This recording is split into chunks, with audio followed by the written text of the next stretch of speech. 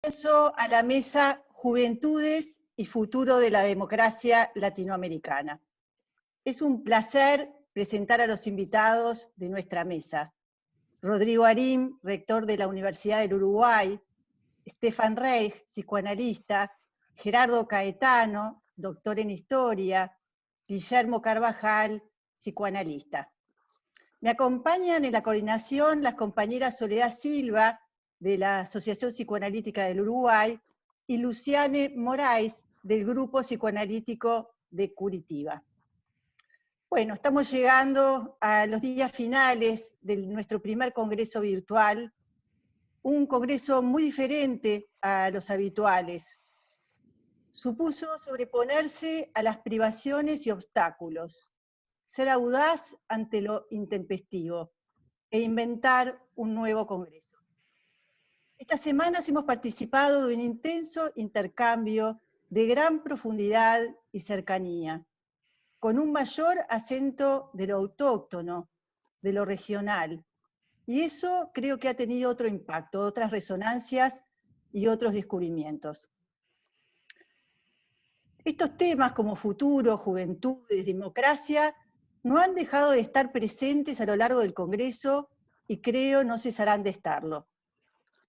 Saber a dónde nos lleva la época, en esta segunda década del milenio, es una tarea que convoca a las disciplinas humanas. El psicoanálisis, desde la lógica propia que lo constituye, debe pensar el sujeto y los lazos sociales en las coordenadas de nuestro tiempo.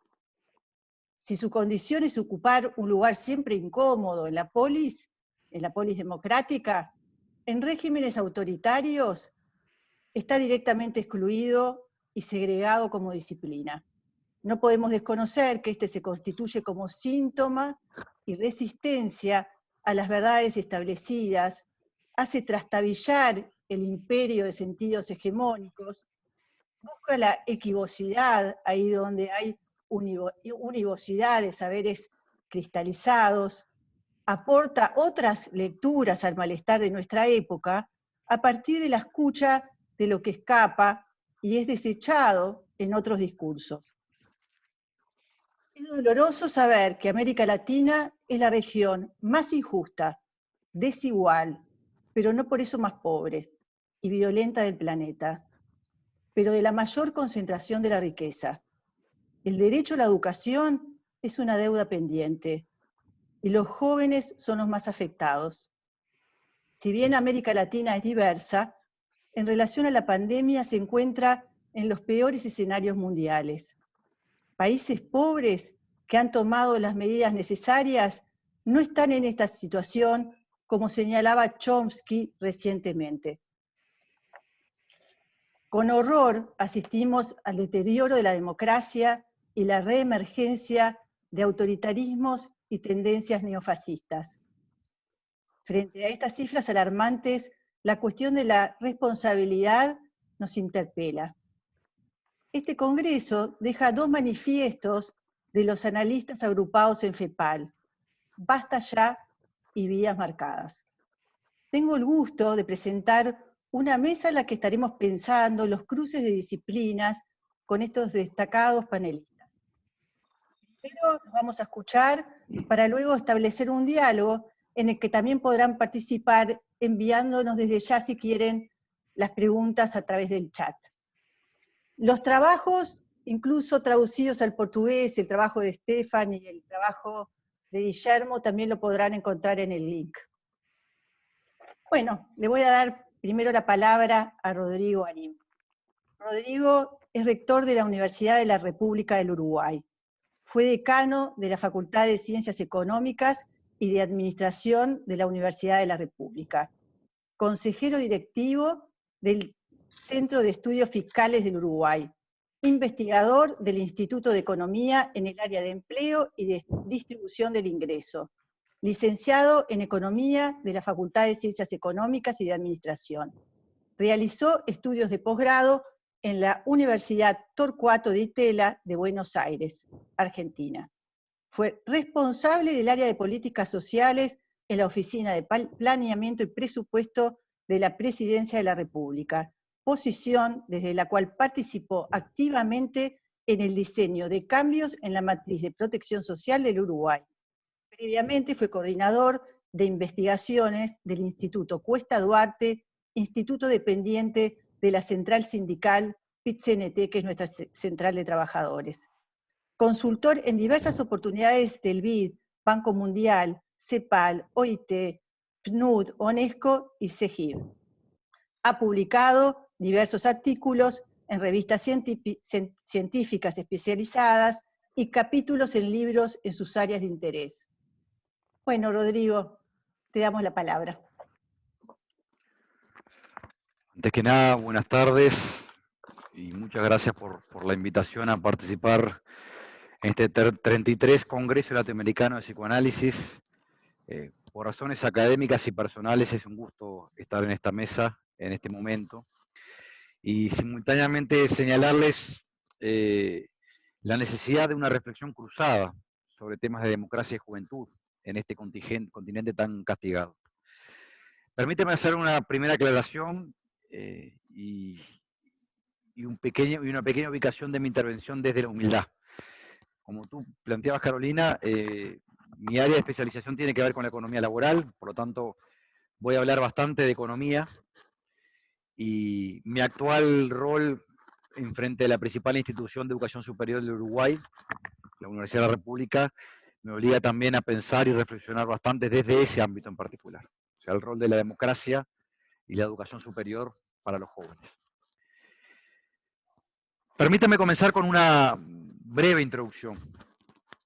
Si este congreso hubiese tenido lugar en el año 2019 o en otras circunstancias, es probable que directamente mis reflexiones comenzarían a operar a partir del vínculo entre educación superior, mercado de trabajo, oportunidades de vida efectivas para los jóvenes y el desarrollo que es de esperar que esos vínculos orgánicos entre el funcionamiento del mercado de trabajo, la capacidad de tener una vida autónoma y la educación superior tienen en este siglo XXI. No obstante, de la misma manera que este congreso está formateado y organizado en un contexto virtual, porque la pandemia nos obliga y la crisis social, económica y sanitaria nos impone un distanciamiento físico que es inusual en la vida académica y sobre todo en la vida de congresos y seminarios, que implican necesariamente el encontrarse, el discutir, el intercambiar en esquemas de presencialidad. Creo que es absolutamente imprescindible realizar una reflexión también desde la coyuntura. Y en esta América Latina, donde la democracia no es un dato, cargada de déficit democrático a lo largo y ancho de toda América Latina, quizás haciendo una reflexión desde el país que tiene estándares democráticos, y voy a invadir un poquito a Gerardo, más establecidos en su historia, pero donde no está ajeno tampoco a golpes de Estado y circunstancias a lo largo de su historia que han puesto en riesgo las libertades y cuestionado también los intercambios propios de la vida democrática.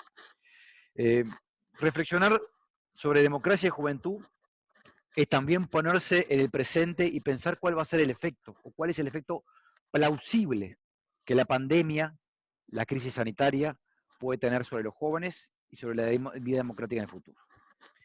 Y creo que la reflexión no es trivial.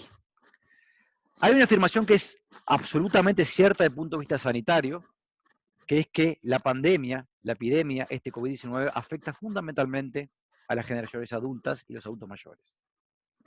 Entonces, sin duda, el riesgo de vida, el riesgo sanitario, es más presente, más acuciante. No obstante, si uno no piensa a la epidemia y a la crisis sanitaria y social que tiene asociada como un evento aislado y único, que pone en cuestión nuestra salud en un momento del tiempo, sino como un evento que genera herencias y cicatrices de largo plazo, son los jóvenes los que posiblemente sean los más afectados. Y comenzamos a tener evidencias de estas cicatrices y estas marcas generacionales, que es probable que nos obligue a referenciarnos en 10, 15, 20 años a esta generación de jóvenes que están transitando su formación desde secundaria hacia la vida universitaria, que se están transformando de adolescentes a jóvenes adultos, como la generación del COVID. De la misma manera que hubo una generación golpeada por la crisis de los 80, esta América Latina, o que hubo una generación de los 60, convulsionada por la crisis política y social, es probable que tengamos una generación propia del COVID. Y eso empieza a tener algunos indicios, yo diría que alarmantes, sobre efectos de corte más de largo plazo que va a tener la epidemia. La epidemia, la humanidad la va a superar. La va a superar por razones biológicas y por razones científicas, porque tiene un acervo cultural y un acervo científico que le va a permitir afrontarla y superarla como hecho sanitario, como hecho vinculado al ámbito de la salud. Pero es probable que algunos componentes de sus efectos sobre la vida societal sean mucho más perdurables y persistentes en el tiempo. Y que desde las ciencias sociales, desde las ciencias de la salud general, desde la salud mental, pero también desde las ciencias exactas, vamos a tener que pensar y reflexionarlo en un largo plazo. ¿Qué está sucediendo en Uruguay, en América Latina y en el mundo con los jóvenes y la educación? Primer elemento importante. La educación, un componente que condiciona el ciclo de vida de las personas, está hoy acechada, desafiada.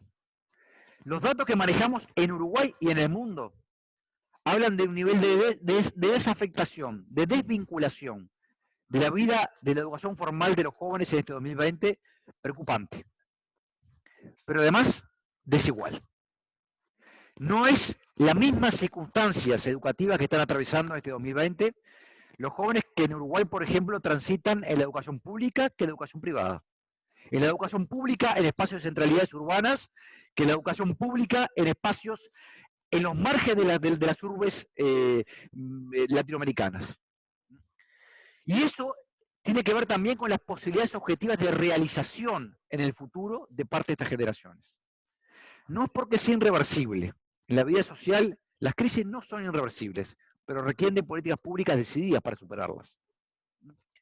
Y en este caso en particular, este COVID-19 de hoy va a acumular desigualdades que se apilan, que se agregan a un conjunto de desigualdades estructurales que enfrentan los jóvenes en América Latina y en el sur del continente, también en este pequeño rincón llamado Uruguay.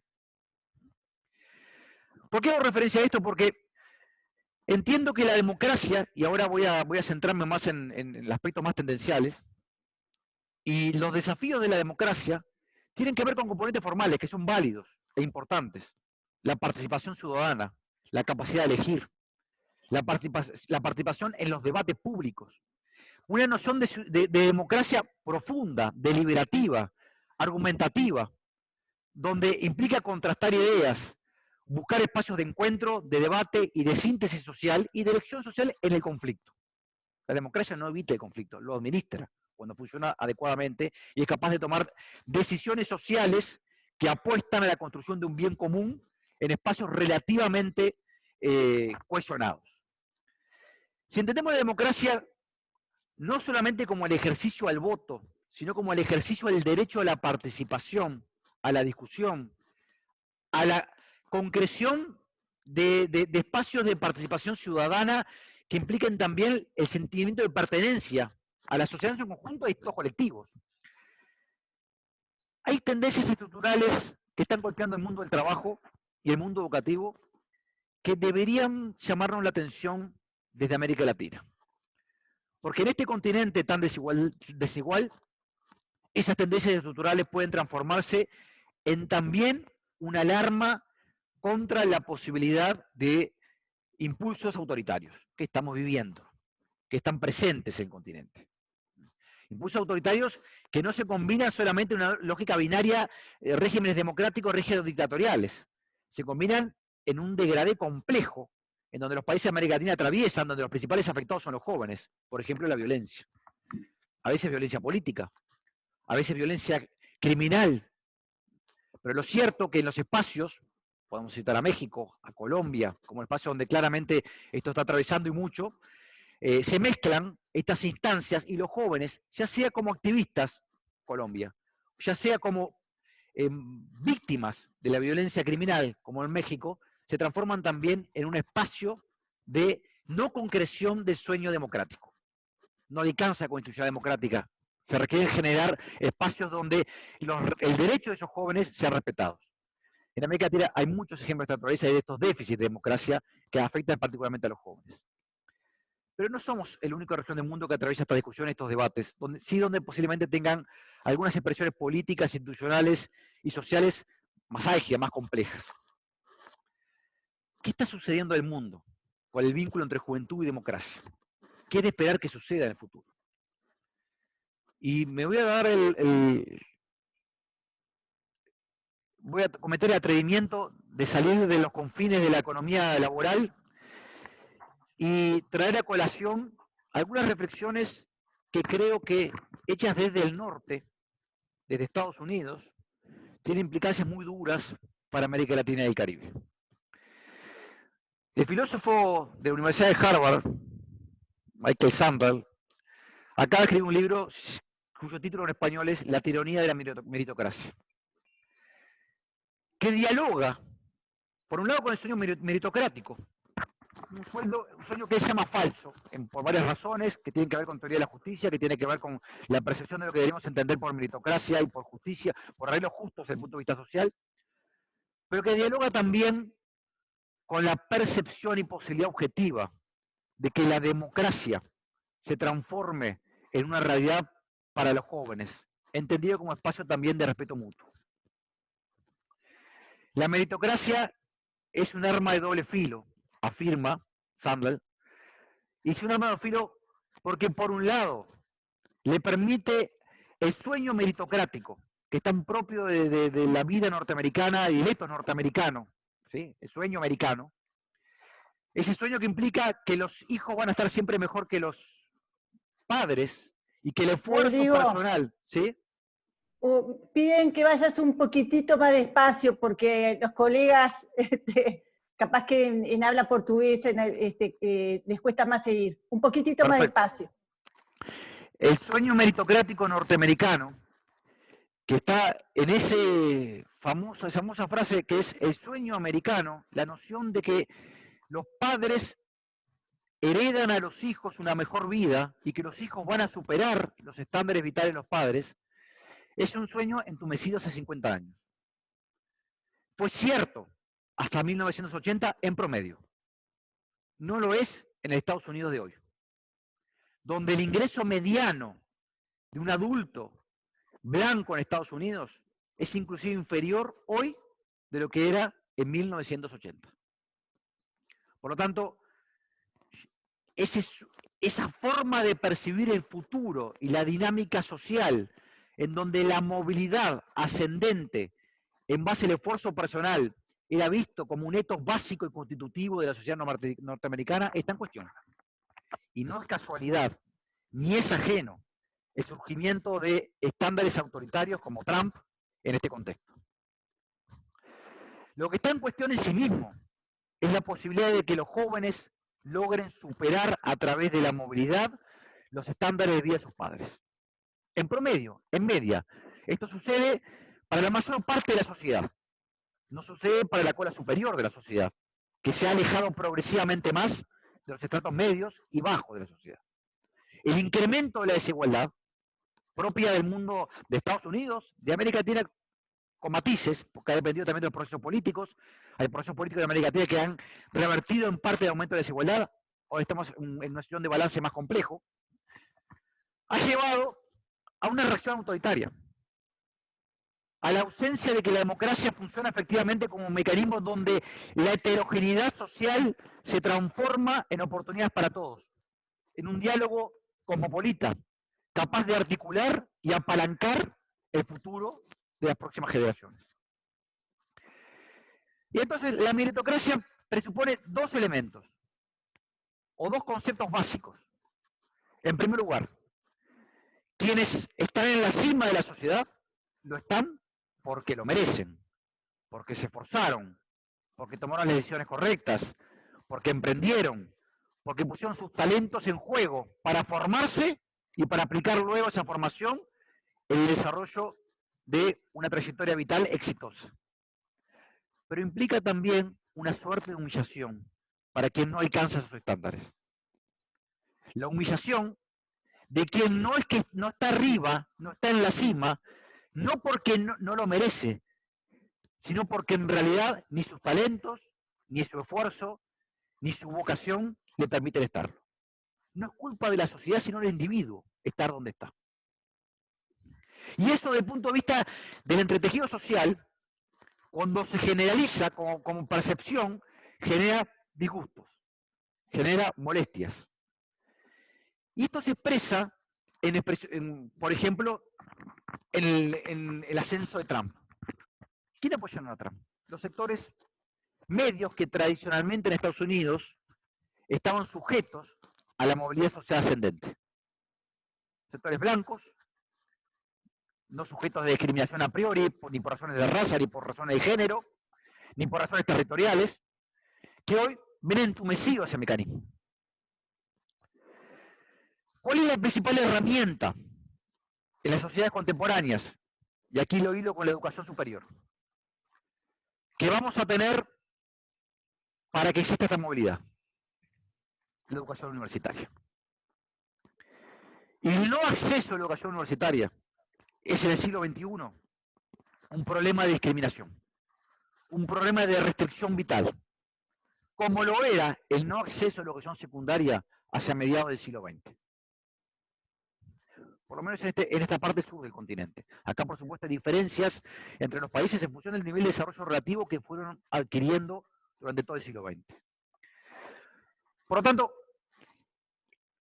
la formación de élite que caracterizaba a las universidades, incluso las universidades latinoamericanas, insertas en la tradición de la reforma de Córdoba del 18, se quebró por la necesidad de generalizar la educación superior. Y eso que comenzó a suceder en el mundo desarrollado también hace 30, 40 años, 1970, 1980, y que en América Latina también está comenzando a emerger, es también un desafío muy relevante, porque el no ser universitario se convierte también en un factor de discriminación. Y acá de vuelta hay algunas encuestas bastante paradójicas en el mundo desarrollado que deberíamos mirar con atención desde América Latina. Cuando se intenta analizar a través de instrumentos de encuestas la discriminación de las élites con respecto a estos grupos sociales, hay algunas paradójicas bien relevantes. Se ha reducido marcadamente la discriminación por raza, la discriminación por género o por país de origen. En las élites, no en la sociedad. Pero simultáneamente se ha incrementado también sustantivamente la discriminación por nivel educativo. Los universitarios tienden a no discriminar por razones de raza ni de género, o discriminan cada vez menos, para ser más precisos, pero discriminan por nivel educativo. Muestran mayor desprecio por aquellos que no alcanzan ciertos estándares educativos. Y eso es una novedad sociológica de la forma en que nos relacionamos entre sí. Sanders llama la atención sobre un elemento que es bastante paradójico. En el Congreso de Estados Unidos y también en Europa, en este momento, más del 90% de los integrantes de los parlamentos son universitarios. Y a riesgo de que Gerardo me corrija lo que voy a afirmar, y simplemente citando estadísticas que cita el filósofo norteamericano, para encontrar una realidad de esta naturaleza hay que ir al siglo XIX, antes de la universalización del voto, que le abrió las puertas a la clase obrera, a las mujeres y a la diversificación por raza. Estamos viviendo un proceso en donde las élites provienen fundamentalmente del medio universitario. Y eso tiene un sentido asociado también al discurso meritocrático correcto. Es el conocimiento, es el acceso al conocimiento, son personas con calificaciones para gobernar las que están accediendo a ciertas posiciones, pero estamos perdiendo diversidad en la estructura democrática de las sociedades occidentales. Esa línea argumental, dicha desde la Universidad de Harvard, no dicha desde partidos laboralistas típicos del mundo occidental, tienen un sentido que debe hacernos reflexionar también en la actualidad sobre el futuro de nuestras juventudes y la democracia. Porque la tensión de la democracia y la tensión de la convivencia va a estar cada vez más asociado a la ausencia de posibilidades objetivas de acceder, por ejemplo, a la educación superior. Porque la educación superior se está transformando en una llave, no ya para pertenecer solamente a las élites, sino para participar en el debate y la discusión democrática. como nunca antes. Y en esa clave tenemos que tener algunas discusiones del mundo desarrollado y no cometer algunos errores que hay en el mundo desarrollado. Por ejemplo, el acceso a la educación superior como un derecho garantido y no como un proceso mercantil que hoy está trayendo tantos dolores de cabezas al mundo anglosajón. Y donde, por ejemplo, desde el Partido Demócrata hoy se está defendiendo la gratuidad de la enseñanza universitaria, por lo menos en los primeros tramos. Vale recordar que en esta América Latina, con el consenso de Washington de por medio, a comienzos de los 90, había cierta idea generalizada que la educación superior debería ser un proceso autofinanciado a través del aporte de quienes accedían a la misma. Hoy debemos pensar la educación superior como un derecho, de la misma manera que se pensaba en el siglo XX el acceso a la educación secundaria. Tiene que ver con la posibilidad objetiva de participar en la discusión democrática, de incidir, de ser presente, de ser respetado. Esa noción de no ser humillado en el diálogo mutuo, en el reconocimiento mutuo. La doble tensión de movimientos sindicales que se han debilitado y es probable que por los cambios en las formas laborales se van a seguir debilitando. Y por lo tanto los cuadros políticos de élite que surgen en el movimiento sindical tienen menos peso en el entramado político partidario y a la misma vez en la represión política. Con la emergencia de universitarios que cada vez ocupan más espacios, el quehacer cotidiano, cosa que es buena en la sociedad en su conjunto, en la medida que sea un derecho que se garantice a los jóvenes, no nuestras generaciones, sino aquellos que van a estar tomando la decisión y la posibilidad de ingresar a la educación superior y superar a la educación media e ingresar a la educación superior, posiblemente en la próxima década. Si queremos pensar en una clave democrática, debemos pensar necesariamente en darle los elementos, no solo para subsistir y para tener una trayectoria vital relevante, como sin duda la educación superior va a ser una llave absolutamente innegable en el futuro, sino para participar y ser respetado en la discusión democrática. Y eso es un insumo que las políticas públicas tienen que reconocer. No lo va a hacer el mercado, no lo vamos a hacer de una opción liberal en donde ubicamos en el individuo la responsabilidad de su futuro exclusivamente. Va a ser desde la noción democrática, como lo entendemos en Occidente, pero democrática, de que las políticas públicas en los estados de bienestar tienen que reestructurarse para asegurar el bien común, y el bien común tiene mucho que ver con dar herramientas para participar en una discusión compleja, pero una discusión que requiere profundizar las reglas del juego democráticos y el debate democrático. Eso requiere acceso a la educación superior. Permítame terminar citando a otro norteamericano, no porque crea que la tradición latinoamericana esté fuera de la discusión, sino porque creo que es importante entender también cómo a través de distintos niveles de desarrollo relativo más alto que en América Latina, nos están avisando de algunos futuros que vamos a atravesar en el inmediato. Angus Deaton, economista de la Universidad de Princeton, ganador del Premio Nobel de Economía en 2016, afirma rotundamente que si la educación secundaria fue la llave que permitía el desarrollo laboral digno en el Estados Unidos de mitad del siglo XX, solamente aquellos que acceden a la educación superior van a tener el mismo desempeño en este siglo XXI. Eso vale para la economía, pero vale también para la participación democrática y la consolidación democrática. Si no garantizamos este derecho, si no garantizamos la posibilidad objetiva de acceso a la diversidad de conocimientos, con una mirada cosmopolita del conocimiento también, vamos a enfrentar tensiones autoritarias. Porque el autoritarismo va a tener bases sólidas para poder expresarse. Se ha expresado recientemente en el mundo desarrollado de maneras bastante abruptas. Pero esa reivindicación democrática, que también está presente, por ejemplo, en lo que acaba de suceder en Chile, y que creo que muchos festejamos hace exactamente una semana, tiene que ver también con la educación superior. No olvidemos el lugar que los estudiantes chilenos tuvieron en ese proceso. Entre otras cosas, reivindicando la necesidad de democratizar el acceso a la educación y de quebrar mecanismos jerárquicos propios del sistema educativo chileno.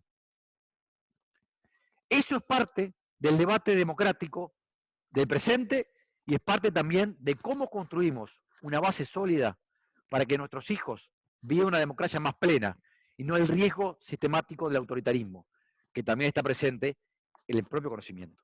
El conocimiento no es una llave unívoca hacia la democracia. El conocimiento también es fuente de poder. Y la concentración del conocimiento como antagónico a su democratización es una fuente de autoritarismo. Vaya si lo es en las grandes corporaciones que controlan hasta la comunicación. Por lo tanto, el único antídoto que tenemos contra esto es, operando desde las reglas democráticas, desde la discusión, asegurar el acceso a bienes públicos tan básicos como es en este siglo XXI la educación superior. Muchas gracias. Muchas gracias, Rodrigo. Creo que es muy importante lo que planteás de esta necesidad de un debate democrático y de políticas públicas, ¿no? En esto que me parece muy importante, estas creaciones de élites que lo que hacen es segregar y excluir, ¿no? En ejercicios obviamente de poder, ¿no? Donde también lo que quedan afuera, quienes son, ¿no? Que en general son los más vulnerables, los de menos recursos, los que tienen menos posibilidades de acceder al sistema educativo. Y que creo que todo lo que ha pasado en Chile ha sido una muestra muy importante de cómo se puede también buscar a través de movilizaciones de los jóvenes transformar sistemas tan injustos. Bueno, muchas gracias. Pasamos ahora a la participación de Stefan Reich. Stefan es psicoanalista, miembro de la Sociedad Peruana de Psicoanálisis, tiene una maestría en Administración Pública en Harvard University, John Fitzgerald Kennedy School of Government de Boston, postdoctorado en la Escuela de Medicina de la Universidad de Harvard, Cambridge Hospital en Boston, doctorado en Psicología Clínica en la Chicago School of Professional Psychology. Actualmente es el director del Centro de Liderazgo de la Universidad del Pacífico lidera UP y es director del Centro de Liderazgo Adaptativo, CLA, en el Perú. Ha sido parte del comité directivo de la ONG Enseña Perú, cuyo fin es mejorar la calidad educativa de los jóvenes peruanos. Miembro de la Asamblea de Transparencia, organización civil, cuyo fin es el fortalecimiento de la democracia en el Perú. En el 2013 le fue otorgada la Eisenhower Fellowship, que premia a líderes emergentes a nivel mundial. Bueno, Stefan, te damos la palabra. Muchas gracias, Carolina. Y es realmente un placer compartir esta mesa contigo, Guillermo, Rodrigo y Gerardo. Me siento muy honrado. El título de mi trabajo se llama Cuyancha.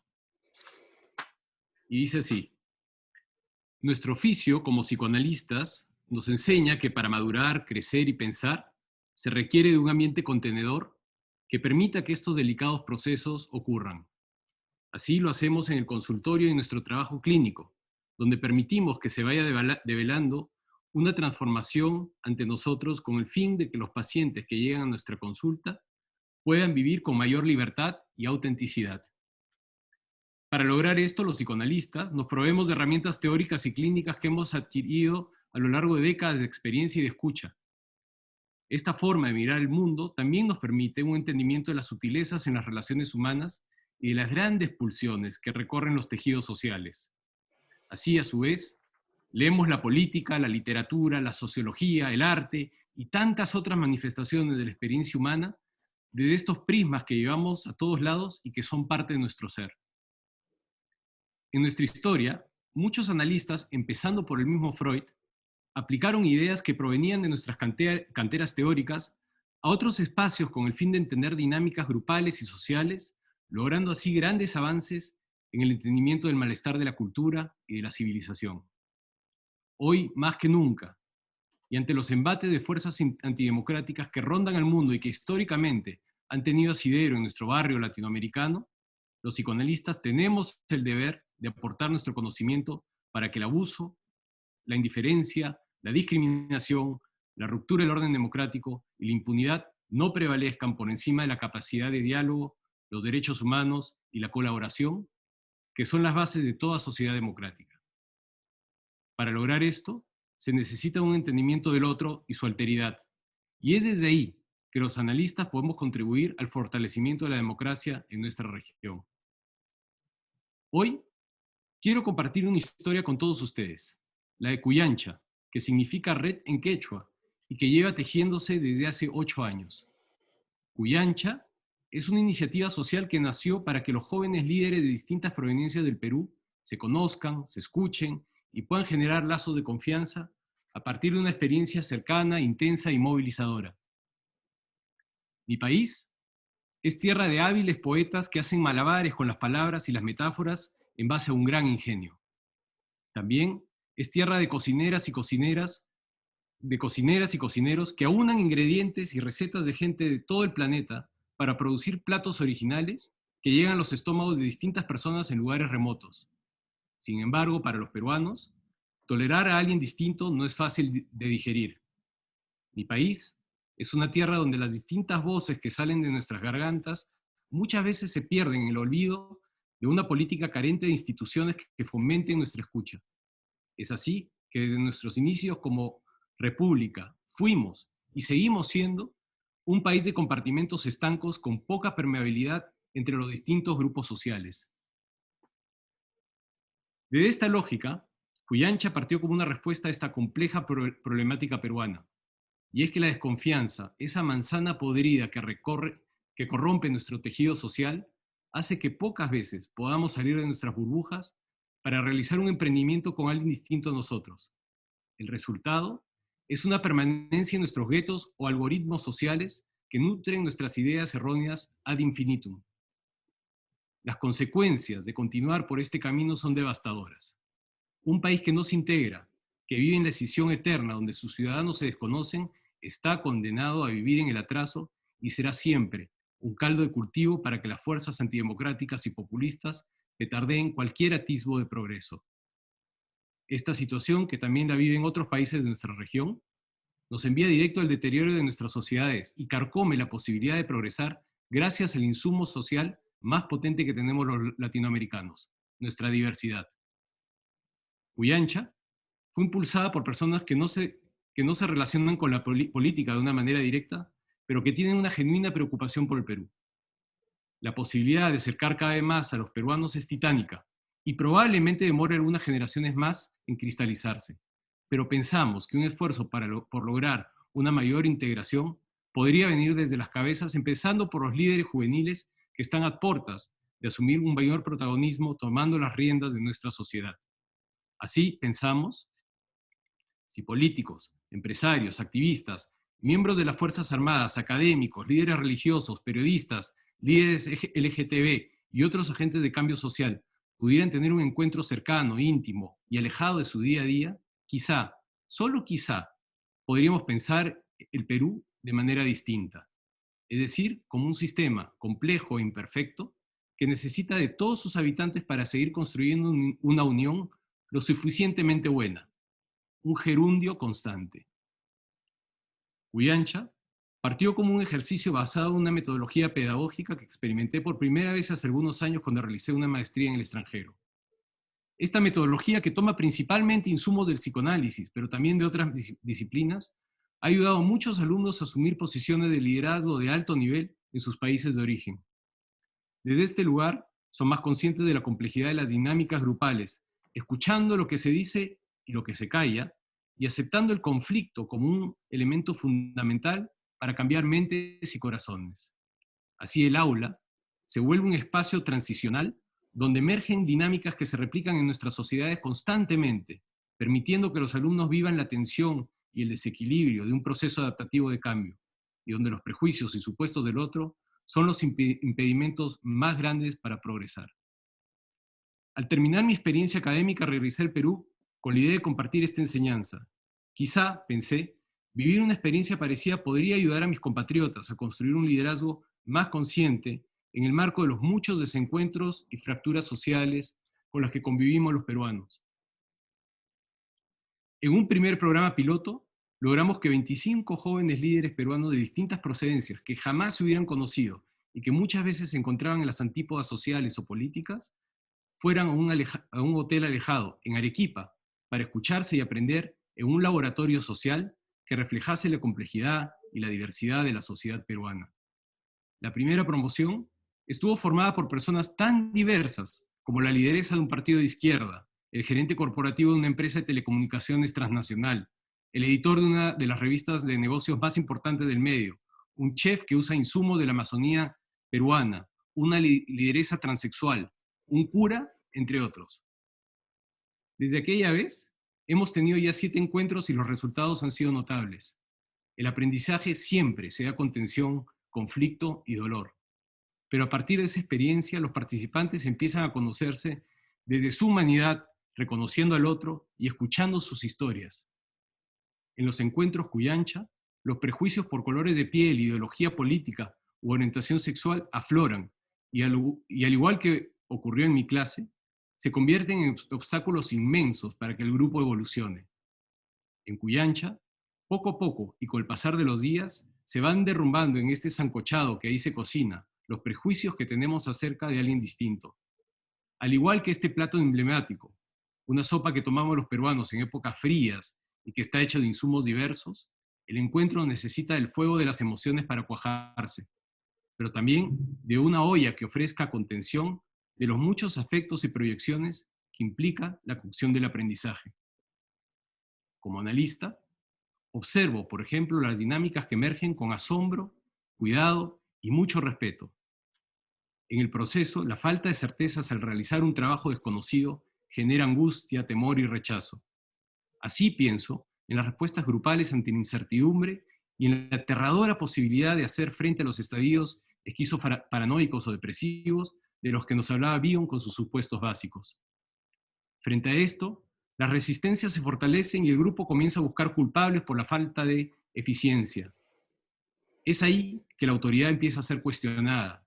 Alguna facción de Cuyancha se vuelve el chivo expiatorio de la frustración grupal y muchos participantes empiezan a preguntarse qué diablos hacen en Arequipa, alejados de sus importantes agendas y sin entender qué pasa y sin ver un progreso tangible.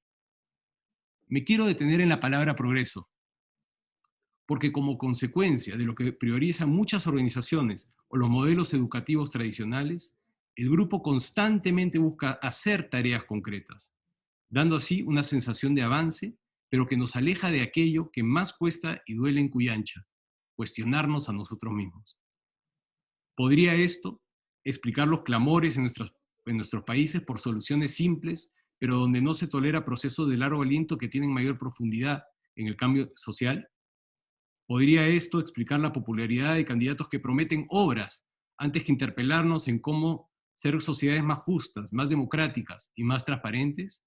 En mi país, donde la corrupción es muchas veces asumida como un estado natural de las cosas y como parte del ADN peruano, esto se resume en una fórmula sencilla pero contundente: roba pero hace obra. En Cuyancha, la necesidad del grupo por priorizar tareas tangibles para evitar el cuestionamiento de lo conocido se observa en la siguiente viñeta.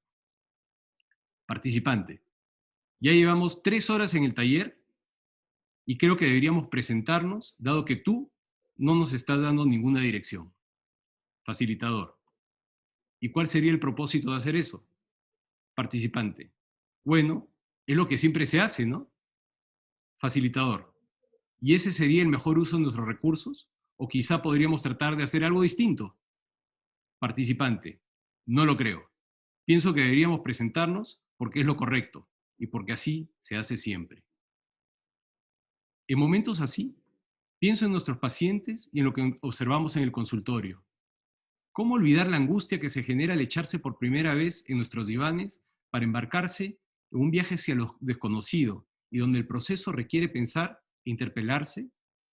También se me viene a la mente nuestro rol como autoridades del proceso clínico y la transferencia como dinámica fundamental del proceso psicoanalítico.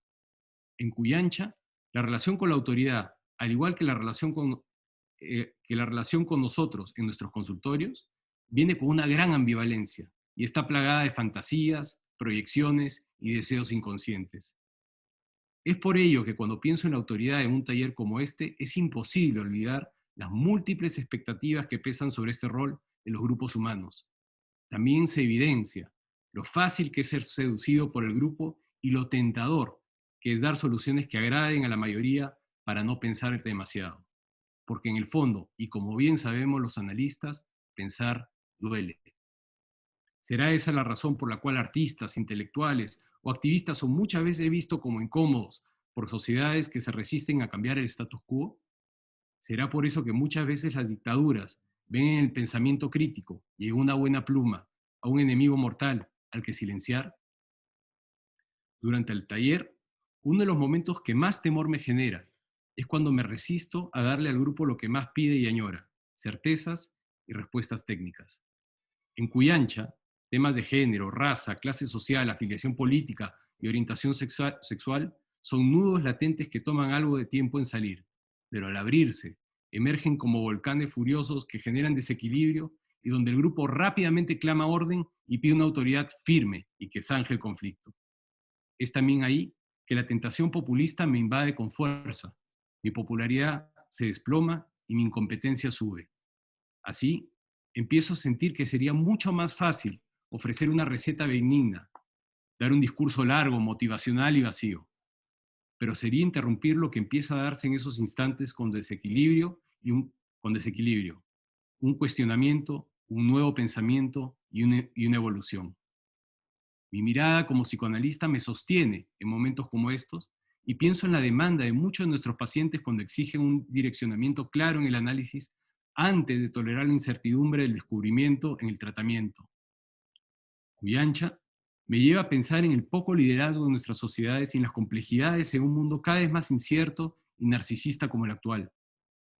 ¿Será que en estos pequeños espacios ya se observa lo seductor que es caer en políticas facilistas, recetas falsas, mentir y ofrecer pan y circo cuando las autoridades se sienten perdidas y sin recursos para seguir adelante? ¿Será que estas pequeñas dinámicas explican el incremento de los Trumps, Bolsonaros, Orbáns y Johnsons ante el desequilibrio social que genera vivir en un mundo cada vez más líquido, como nos diría Zygmunt Bauman? ¿Y qué hay de nuestro rol como psicoanalistas latinoamericanos en medio de un contexto así? ¿Será que uno de los aportes más importantes que podemos brindar es el de contribuir al tejido de un amplio manto social que requiere la integración de posturas y el cuidado de dinámicas casi imperceptibles para muchos ojos que no cuentan con los prismas que llevamos? Creo, queridos colegas, que nuestro rol como personajes bisagra en nuestros países será cada vez más necesario en un mundo incierto y donde la necesidad de pensamiento será fundamental para ayudar en nuestra convivencia con fenómenos cuyas consecuencias aún no conocemos. Las migraciones masivas, los avances en la inteligencia artificial, la virtualidad, la presencia de las redes sociales son solo algunos de los desafíos que requieren espacios para pensar de manera conjunta y valiente y para así poder llegar a soluciones innovadoras y creativas. Los analistas tenemos herramientas para surcir ideas, mentes y afectos. Ese aporte es inmenso en un mundo donde no hacerlo nos deja indefensos frente a esos tristes fantasmas que están tan presentes en nuestra historia latinoamericana, el autoritarismo y la demagogia. Pero vuelvo a la volcánica Arequipa, porque Cuyancha es una pequeña iniciativa que apunta a tejer afectos y donde un tejido hecho con cariño se llega a traducir en acciones de cambio. A partir de ese encuentro humano y real, se dan iniciativas entre personas desconocidas de manera conjunta. Un ejecutivo de una transnacional desarrolló una plataforma de ayuda social con otro miembro que conocí en Cuyancha y que hoy ha ayudado a miles de peruanos. Una activista gay fue promocionada por un empresario de transportes que creó una campaña de concientización de las minorías sexuales en un mundo de motores típicamente homofóbico. Dos congresistas de bancadas distintas y que eran feroces opositores empezaron a trabajar de manera conjunta en la Comisión de Constitución del Congreso porque entendieron que tenían que colaborar para poder lograr resultados conjuntos. Un militante congresista de izquierda conoce a un banquero de inversión y se empiezan a consultar mutuamente y de manera regular antes de tomar medidas complejas en sus respectivos universos, y los ejemplos continúan. Cuyancha es en el fondo un experimento social en marcha y por lo tanto la pregunta que siempre me da vueltas es ¿cuánto tiempo más podrá durar? Honestamente, no lo sé. A la fecha, Esta comunidad cuenta con peruanas y peruanos de todas las sangres, y entre los cuyanchos la agenda es una sola: tratar de componer el Perú desde su diversidad. Nos une un inmenso cariño por el país, y esta representativa comunidad es un hálito de esperanza en la complejidad. Proyectos como Cuyancha han tenido asidero en otros espacios en el Perú. La Universidad del Pacífico, por ejemplo, quizá la institución más conocida en negocios y economía, empezó a apostar por cursos de liderazgo con una mirada similar, donde el aprendizaje se da, como nos decía Bion, desde la experiencia y experimentando en un laboratorio social. La escalabilidad y lograr que este aprender haciendo llegue a más personas es en definitiva uno de los grandes retos de Cuyancha. Pero honestamente no creo que haya otra manera de aprender un ejercicio tan complejo como el liderazgo. Ya Freud nos hablaba de las profesiones imposibles: la política, el psicoanálisis y la docencia. En Cuyancha confluyen los tres, y quizás es por eso que me apasiona tanto, por tener que enfrentarme a diario a la idea de intentar hacer posible lo aparentemente imposible. Gracias.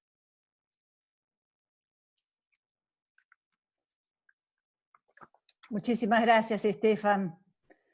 Bueno, Cuyancha, en la volcánica Arequipa, nos acercás una experiencia, una aventura diferente de trabajo grupal con jóvenes, en un dispositivo que es de escucha, si bien no es terapéutico, y es una herramienta pensada para favorecer cambios en los modos o los estilos de liderazgos.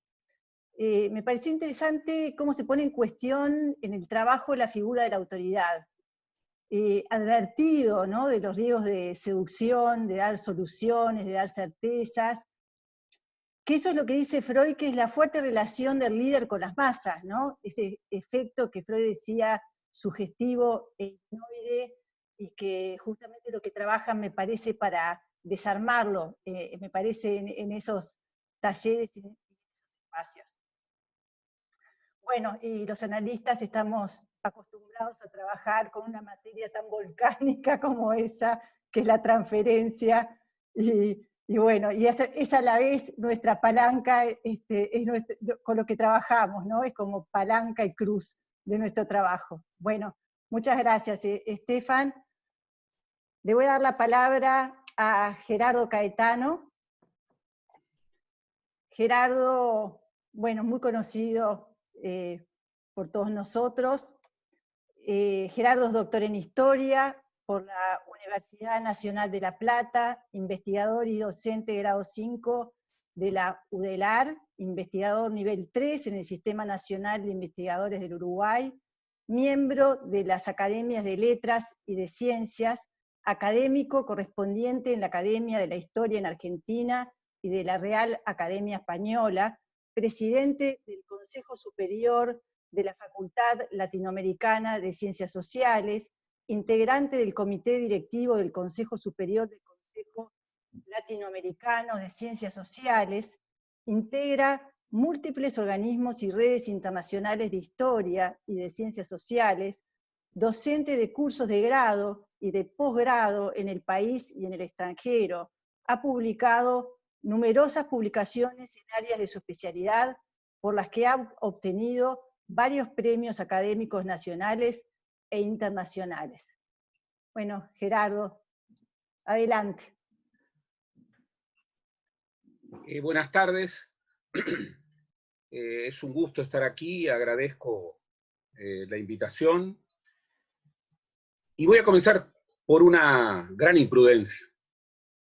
Voy a comenzar por una confesión, lo cual en un congreso de esta naturaleza tiene sus complicaciones.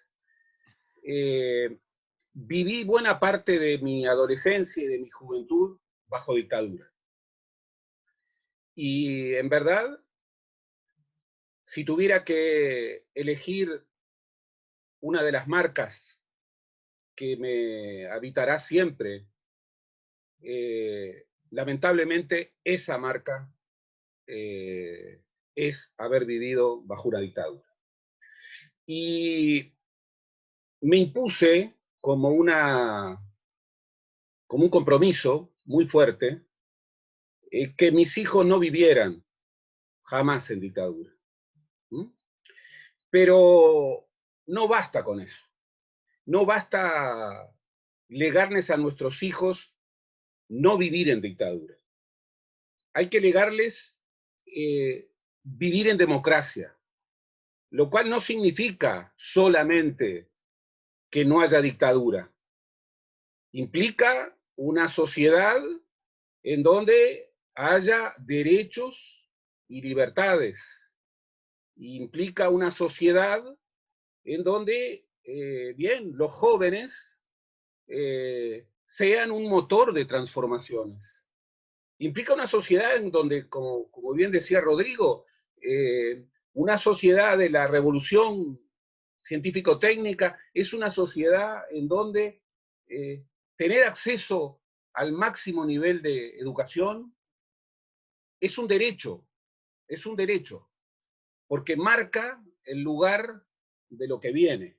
Entonces, en verdad, esa marca, que obviamente nos refiere a un sistema político, a un régimen político, a una cultura política que tiene como definición que vive en el cambio y a través del cambio, que nunca se terminará de construir y que al mismo tiempo es milenaria, pero siempre tiene que ser joven. Estoy hablando de la democracia, a tal punto de que hablar de democracia no basta, hay que hablar de democratizar la democracia, siempre. Hoy el reto, por supuesto, en un mundo en donde, bien, las sombras del autoritarismo están presentes, sin embargo, es legar la democracia, sobre todo a los jóvenes. Creo que legar la democracia a los jóvenes significa democratizar la democracia con los jóvenes. Y legarles, más que nada, es hacerles lugar para que asuman su rol, que definitivamente en una sociedad tan envejecida como la nuestra, deberá ser un rol de interpelación. Hoy vivimos en una sociedad en donde uno de los grandes temas son los nuevos viejos. Sí, ciertamente. Entre otras muchas transformaciones que estamos viviendo, el promedio de vida de las personas está creciendo exponencialmente. Esto está desafiando fuertemente nuestra vida cotidiana, nuestros pactos sociales, nuestros pactos intergeneracionales. Esto también nos está exigiendo, bueno, una reformulación de nuestros sistemas de seguridad social, por ejemplo. Esto es un hecho en el Uruguay, pero en general es un hecho en el mundo. Pero también estamos viviendo una sociedad en donde, además de nuevos viejos, hay nuevos jóvenes. Hay nuevos jóvenes. Nosotros lo sabemos en nuestras clases de la universidad. Tenemos en una clase en donde haya, bueno, marcos de edad entre 18 y 25 años o 30 años, tenemos varias generaciones. Hoy los intervalos generacionales son mucho más acelerados, son muy complejos, muy diferentes. Y eso implica, bueno, justamente, conocer, antes que nada conocer, y para conocer hay que escuchar. Y me temo realmente, que en una sociedad como la nuestra, la uruguaya, que es una sociedad muy envejecida, y esto no es solamente un dato demográfico, a veces me temo que es un dato cultural y es un dato político. Conocemos mucho más a los nuevos viejos que a los nuevos jóvenes. Entre otras cosas porque los escuchamos poco.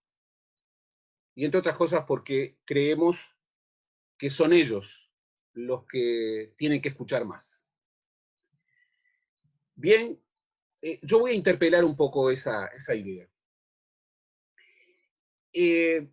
No necesito decirles que la política contemporánea, pero particularmente América Latina, y particularmente después del impacto de la pandemia, que es un pacto absolutamente histórico, cuyo curso se está desarrollando, por lo cual no podemos saber cuál será su marca hacia adelante. Es una sociedad en donde los vectores autoritarios están muy presentes. Es una sociedad en donde, por ejemplo, muchos están como registrando algunos elementos que vinculan este tiempo histórico con, bueno, el final de el periodo de la Primera Guerra Mundial y el periodo de la entreguerra. No es casual que entre los que hoy debaten geopolítica y entre los historiadores globales, un libro absolutamente fundamental, que es utilizado como referencia, incluso como metáfora, sea el título de Christopher Clark, cuyo título es impresionante, que es Sonámbulos, y que refiere un poco qué era lo que estaba pasando no solamente en Europa, en el segundo lustro de la década de los 10 y en la década de los 20. Había naciones y sociedades sonámbulas, que no advertían los vectores autoritarios que estaban allí sumamente presentes. Hoy también están presentes. Y lo primero que hay que decir es que registrar el parangón histórico no debe implicar profecías autocumplidas. Por el contrario, debe implicar, bueno, abrir bien los ojos para asumir la interpelación. Vean ustedes, hoy en el mundo hay más o menos 200 estados nacionales. Las calificaciones de las ciencias políticas, por ejemplo, definen que hoy en el mundo hay 90 estados que califican como autoritarios, pero que tienen orígenes electorales. Esta idea de nuevos autoritarismos, nuevos perfiles de autoritarismo, que entre otras cosas articulan con, bueno, pseudodemocracias, simulacros de democracias, confusión democrática. Esta idea que otro grande de la ciencia política, Sartori, dijo, cuando en los 90 se decía que ha triunfado la democracia, Sartori decía con mucha sabiduría, la democracia ha perdido muchos enemigos, entre otras cosas porque sus enemigos hoy no asumen que no son demócratas, pero tal vez haya construido su peor enemigo, que es la confusión democrática. ¿Qué es la confusión democrática? Quienes se dicen democráticos, pero llevan adelante una praxis que es antidemocrática, autoritaria, dictatorial. Esto tiene mucha marca en América Latina.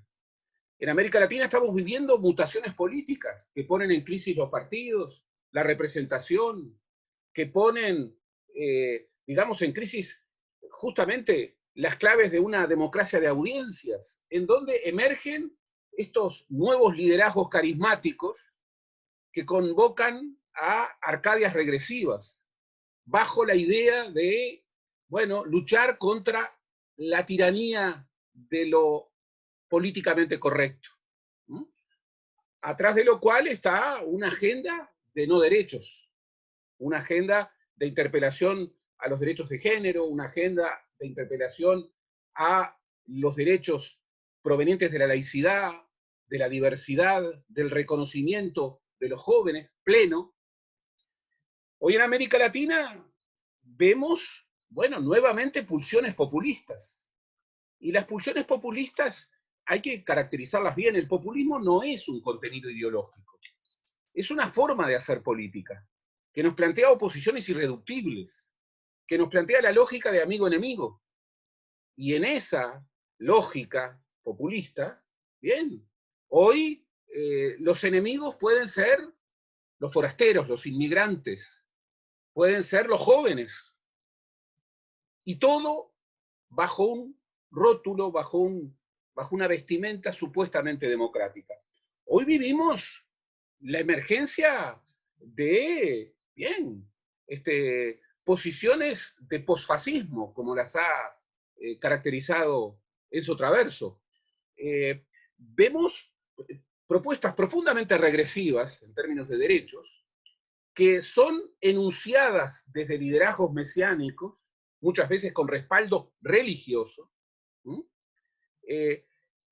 que tienen una condicionalidad histórica muy grande, lo cual las diferencia de los fascismos del siglo XX, pero tienen parecidos muy significativos. Y Enzo Traverso ha hablado de una nueva categoría, posfascismo.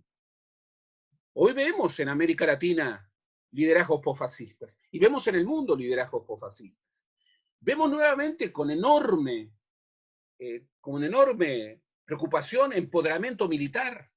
Los ejércitos vuelven a tomar poder, y no solamente a tomar poder en clave política, como los que marcan el dedo para arriba o el dedo para abajo de los gobiernos, y esto lo hemos visto muy cercanamente en América Latina, sino también estamos viendo a los militares, incluso en actividad, pero también los exmilitares, bueno, interpuestos en posiciones claves de gobierno, interpuestos en posiciones clave de Estado, y desplegando una lógica.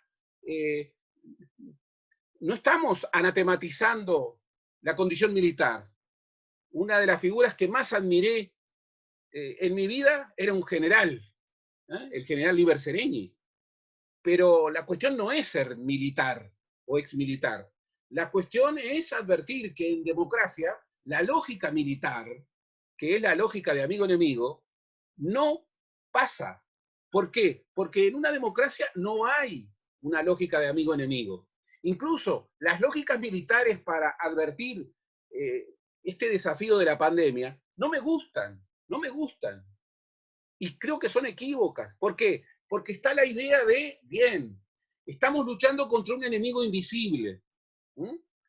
Y para eso, ¿qué es lo primero que se necesita? Unidad de mando, autoridad. Eso me suena demasiado a algo que ya escuché cuando era muy adolescente y muy joven. Enemigos invisibles, unidad de mando, autoridad. En este contexto, bueno, se ha roto el acuerdo de régimen. Pero acá están los jóvenes, a quienes fundamentalmente no hay que legarles el evitar dictaduras. Hay que legarles democracia, vivir en sociedades democráticas, vivir en sociedades en donde el cambio sea el tono de la vida. Y para legar a los jóvenes, lo primero es estar con los jóvenes y particularmente escuchar a los jóvenes. Se dice mucho que los nuevos jóvenes son apolíticos, incluso que son antipolíticos. Gravísimo error, gravísimo error. Miren, si algo tiene la vocación docente, es que vivimos con los jóvenes, y eso nos rejuvenece, porque la lógica horizontal en una clase es una lógica de interpelación continua, y no es solamente una lógica en donde hay un docente que da y alumnos que reciben. No. Muchas veces, la mayoría de las veces, las mejores preguntas, y de eso se trata muchas veces, casi siempre, para encontrar rumbos, lo clave es encontrar las mejores preguntas. Las mejores preguntas provienen de los jóvenes. Y hoy los jóvenes tienen un sentido de la política completamente diferente a las generaciones anteriores. Hoy los jóvenes, bien, son mucho más activos en las democracias de audiencia. ¿Por qué? Porque han nacido con nuevos sistemas de información y comunicación, que son la marca de su generación. Son mucho más hábiles para la incorporación de las redes sociales y de la tecnosociabilidad, incluso como instrumentos eficaces para hacer política. Se muestran distantes de las formas políticas tradicionales, por ejemplo, de los partidos, entre otras cosas porque los partidos han sido estructurados con muy poca amabilidad para los jóvenes. Y lo digo pensando en los partidos uruguayos, en donde, bueno, muchos dicen que tenemos un presidente joven porque tiene 47 años. Bien.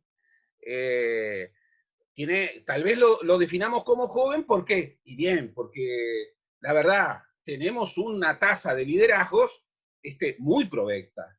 Y nos hemos acostumbrado a presidentes muy viejos, y a liderazgos muy viejos. Y aquí hay una clave fundamental: no hay renovación de la política sin los jóvenes. Los jóvenes no tienen que ser objeto de la política, tienen que ser sujetos de la política. Los jóvenes participan con mucha fuerza en los nuevos lugares de la política. Y, por cierto, están más cerca de la participación que de la representación, entre otras cosas porque tienen un sentido muy fuerte de república. Los jóvenes manifiestan múltiples inquietudes políticas y prefieren muchas veces las acciones más micro, las acciones más locales, más concretas, más episódicas. Valorizan mucho más los proyectos colectivos de corto plazo. Tienden a desconfiar de las convocatorias prioritariamente ideológicas, grandes macrorelatos, y al mismo tiempo tienen una muy fuerte sensibilidad medioambiental, tienen una muy fuerte proclividad a proyectos y grupos culturales, perfilan una sensibilidad alterglobalizadora.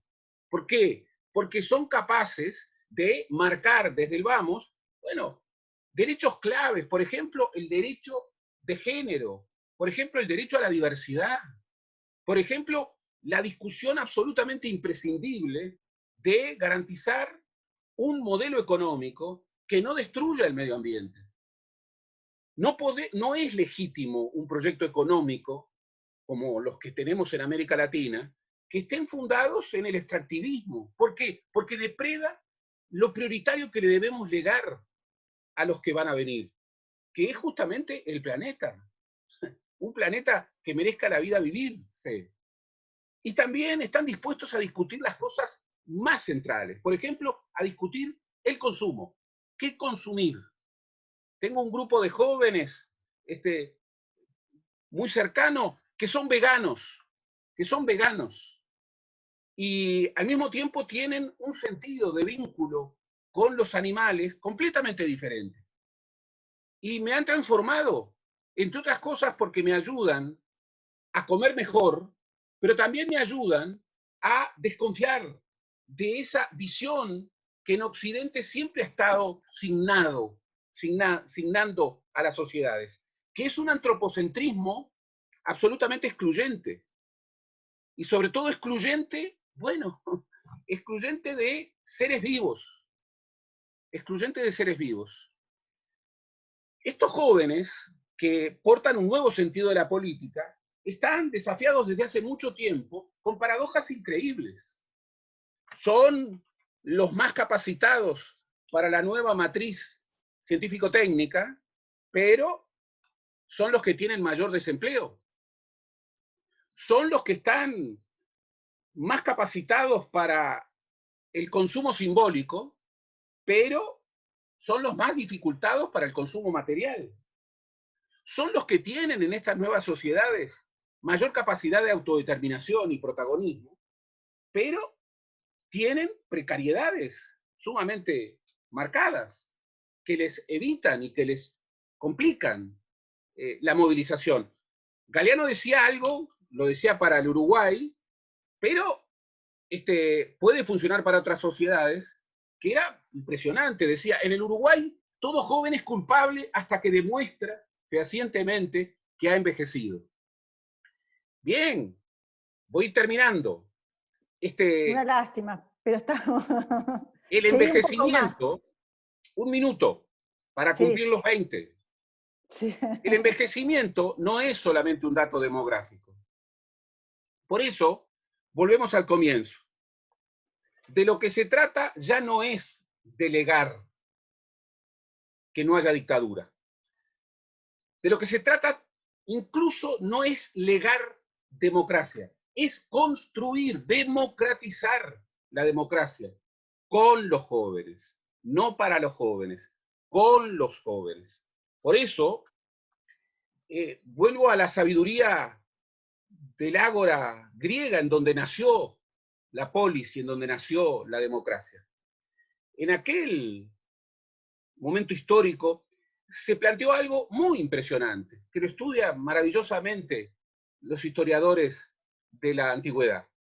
Ellos planteaban que una democracia requería pasado, tradiciones, partir de algo, pero sobre todo requería futuro, horizonte. Bien, hoy está desafiado esa concepción, porque hoy vivimos un suceder como eterno presentismo, hoy vivimos, de alguna manera, la dictadura del presentismo. Y miren, un régimen político en donde lo único que importe sea el presente, y que no haya ni pasado ni futuro, y que sobre todo no haya futuro, solamente se pueda pensar la política como una mera estrategia adaptativa a una sucesión interminable de presentes, podrá ser cualquier tipo de política que merezca cualquier tipo de adjetivo. Pero lo que no será, será una democracia. Porque la democracia, que requiere todos los días democratizarse con los jóvenes, no para los jóvenes, siempre tendrá que tener tradiciones y sobre todo futuro. Gracias. Muchas gracias, Gerardo. Excelente. Bueno, yo también pertenezco a esta generación que pensamos, ¿no? Nunca más dictadura para nuestros hijos. ¿Cómo hacer que no se repita, ¿no? ¿Qué tendremos que hacer para que no repetir lo que fue, ¿no? Pensaba con lo que hablaba, cómo pensar, ¿no? Los nuevos modos de participación de los jóvenes, despojándonos nosotros de una mirada atravesada por viejos paradigmas, ¿no? Y paradigmas además que van cambiando a gran velocidad. Y en este tiempo vimos reacciones urbanas de protesta que han estado organizadas sobre todo por jóvenes, como cuando el asesinato de George Floyd. Ese levantamiento espontáneo fue un levantamiento donde estuvo organizado por jóvenes ya con las redes. Fue el movimiento social más grande que ha tenido Estados Unidos. Y me acordaba que también hace poco leí que un grupo de cake pops, que son grupos coreanos que bailan danzas coreanas, y TikTok, reservaron tickets para un acto de Trump, miles de tickets, y le dejaron vacío el acto, casi no hubo gente en ese acto. Estos son como estos gestos de impacto puntuales, y es el modo, ¿no? Uno de los modos de esto que tú estabas señalando de participación de los jóvenes, que creo que es importante esto de una mirada, que no sea esa mirada que siempre tenemos desde el mundo adulto, cuestionadora de los jóvenes, y realmente poderlo mirar, ¿no? de otra manera. Bueno, muchas gracias, Gerardo. Le voy a dar la palabra a Guillermo Carvajal. Guillermo es miembro titular de la Sociedad Colombiana de Psicoanálisis, expresidente de la Federación Psicoanalítica de América Latina, de FEPAL, investigador en democracia, educación, psicoanálisis, justicia de menores y psicología del desarrollo infanto-juvenil, y autor de varios libros y abundantes artículos sobre estas temáticas. Bueno, Guillermo, adelante. El micrófono, Guillermo. Ya puse el micrófono. Bueno, muy interesante y muy estimulante haber escuchado a Rodrigo, a Estefan, a Gerardo. Bueno, yo soy un expresidente de esta federación. Tuvimos el gusto de reestructurar a FEPAL hace más de 20 años. Y recuerdo mucho el congreso que hicimos nosotros en Cartagena de FEPAL en el 98. Otto Kemberg, que es mi gran amigo, me pidió el favor de que abriera el congreso. ¿Qué significaba eso? No nos miremos tanto el ombligo, miremos hacia afuera, miremos otras cosas distintas al inconsciente. Y lo hicimos, además, nosotros hicimos una revolución estructural de FEPAL y lo internacionalizamos, porque la federación era una cosita reducida a los países que hacían los congresos, y todo FEPAL se reducía a un congreso. Veamos todo, y hicimos grandes transformaciones en esa administración. La apertura del Congreso significó integrar muchas disciplinas, todas las disciplinas que fuesen posibles, lo sociológico, lo político, lo educativo, de manera sumamente importante.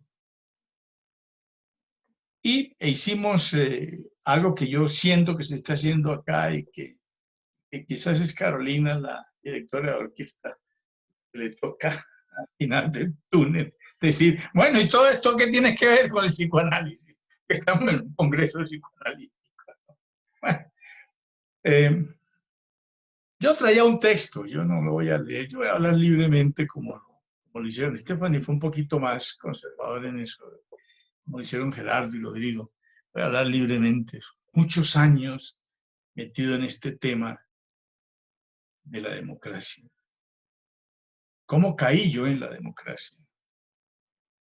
De la mano de los niños y de los adolescentes. Por eso, primero, pues obviamente caí en la educación. Y luego caí en el sistema político que sustentaba todo. Y empecé a estudiar, y ha sido mi dedicación durante 50 años estudiar el tema, tratando de entenderlo en todos los niveles, pero sin descuidar mi postura, la postura analítica. Es difícil desde el psicoanálisis clásicamente hablar de lo político y hablar de democracia. El primero que se atrevió en forma esquematizada fue Donald Winnicott, lo sabemos. Y lo planteó de una manera profundamente original, como lo hacía él en general, ¿no? Lo planteó desde una postura evolutiva darwiniana, era tan darwiniano y tan afecto a la evolución como lo fue Freud también. Y planteó algo que yo he venido desarrollando en los últimos 3 libros, que es la democracia como un estado mental, que es lo que a mí me interesa, y eso se une con la educación. Y la investigación en ese campo educativo, social, que ustedes han traído, cultural, obviamente, pues lo lleva a uno a entender que ese milagro griego maravilloso no fue tan producto de la evolución, diría Winnicott, sino no fue tan producto de la cultura, diría Winnicott, sino de la evolución. Y de alguna manera, como que el ser humano está puesto frente a ese desafío político en un sentido, digamos, que más se muestra por un proceso evolutivo, el planteamiento winnicottiano. ¿Qué me interesa a mí de este tema? ¿Qué es lo que me ha llevado a mí a interesarme profundamente por el tema? Es lo psicológico del tema. Sí, lo psicológico del tema en varios sentidos. Por ejemplo, ¿qué es un demócrata desde el punto de vista psicológico? Y obviamente, ¿cómo se forma un demócrata desde el punto de vista psicológico? Y quizás esa fue la postura que Winnicott planteó más amplia y abiertamente cuando inicia su teoría del desarrollo, introduciendo, dando un paso más allá que Klein, y realmente entrando en la cultura en forma. Klein trae al otro, pero Winnicott trae la cultura. Y la introduce en el campo psicoanalítico de la cultura como un producto de un intercambio de 2 personas, un intercambio dual, en la construcción de una mente entre una cosa que nace y una señora que la hace nacer y que la recibe, y entre los dos fabrican cultura, fabrican el bebé. No hay nada que puede llamarse bebé, decía Winnicott, el bebé se fabrica entre dos. Ahora, la fabricación de ese bebé, pues en última instancia, de ese bebé y el resto de la vida de esa persona, pues ¿cómo se llama? Pues educación, es un proceso que se llama educación. Y entonces podemos fabricar muchos tipos de bebés. Yo les decía, en este artículo que yo traigo, que se distribuyó, pues yo hablaba de una investigación que hicimos sobre una propuesta que era: ¿estamos fabricando niños para la guerra o niños para la paz en Colombia? Sin lugar a dudas, después de estudiar y ver cosas a profundidad, pues fabricamos guerreros a millones. Colombia es un país que fabrica guerreros. Los espartanos nos mostraron el modelo, cómo era, se fabricaba un guerrero. Un guerrero se maltrata, de un guerrero se abusa.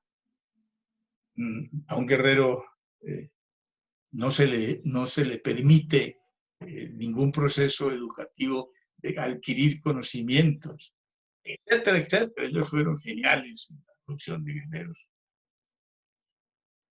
Pero también veámoslo desde otro punto de vista, cómo se produce la democracia. Y volvemos al tema que varios de ustedes han planteado, de cómo en un momento dado la humanidad, aburrida de tanta estupidez, entre comillas, ¿no? Los que gusta la guerra, pues no es estupidez la guerra, pero los que empezaron a gustarle la guerra, y cada vez se reprocha más la guerra, cada vez no gustamos más de la guerra. Único diría, este es un proceso evolutivo humano, el no gustar de la guerra. Queremos más la paz. Entonces, aburridos esos países generan el modelo de la ONU, para decirlo bien sencillamente, y ese modelo de la ONU trae como una propuesta básica generar los derechos humanos como ley, que obliga a los países a plantear los derechos humanos. Pero eso exige un proceso educativo, porque para que haya inclusión, ustedes están hablando de eso, para que haya la existencia del otro más importante que yo, para que exista la empatía, etcétera, etcétera, necesitamos un proceso. Este proceso, además de legal, por un lado, es un proceso educativo. O sea, cuando Gerardo hablaba de los jóvenes de hoy y lo describía, pues muy interesante, ¿no? Ver qué hay detrás de eso, que Rodrigo también lo planteó. Es decir, y Estefan intentando buscar los liderazgos allá en el Perú, en Arequipa. ¿Qué es lo que estamos viendo? Pues estamos viendo un ser humano distinto, un ser humano diferente a lo que nosotros fuimos. ¿Y a qué se debe eso? Pues a un proceso educativo que está centrado básicamente en pequeñas pero dramáticas accionarias, pequeños y dramáticos accionarios. Por ejemplo, la prohibición absoluta del maltrato. Nosotros, por lo menos yo fui criado en el maltrato absoluto. A mí me pegaban 2 veces al día, una porque sí y otra por si acaso. Y de eso se trataba la educación que recibimos. Letra con sangre entra. No más con esa ley impuesta en los diferentes países, no maltrato. Y no solamente no maltrato, el maltrato está penalizado. Y más todavía, se va a la cárcel el que maltrate. Según eso, mi madre tendría más o menos 3 cadenas perpetuas. Entonces, el no maltrato, ¿qué implica? Que no hay dolor, no hay sufrimiento, no hay miedo, no hay sometimiento y no hay obediencia.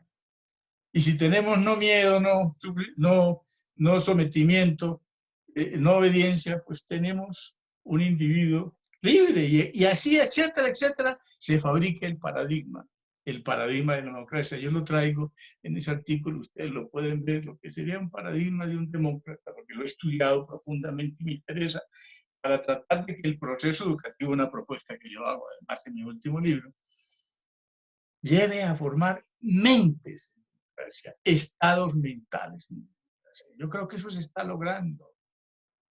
yo creo que se está logrando. Esta crisis que estamos viviendo en el mundo entero, y en América Latina de manera tan ostensible, eso de que estemos hablando de la injusticia social tan enorme y esas diferencias tan grandes, y de verdad con el corazón puesto en cambiar todo eso, eso implica un proceso educativo que se está dando. Yo soy optimista en unos sentidos, pesimista en otros, pero vamos en un proceso de lograr estados mentales en democracia, que es lo que realmente nosotros tendremos que buscar a través de procesos.